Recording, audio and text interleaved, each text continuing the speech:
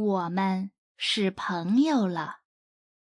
家可以吃东西，可以睡觉，可以玩。我问范范，有家真好，我也想有一个家。是的，那就是家。范范说，我很想我的人妈妈，我很想家。你的人妈妈呢？你的家在哪里？我不知道。范范不高兴了。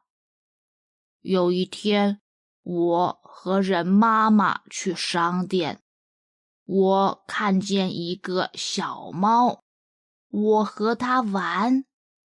人妈妈不见了，我不知道我的家在哪里了。没关系，现在你有我，我们一起吃东西，一起玩，好吗？我不喜欢范范不高兴。好，范范笑了，我们现在是朋友了。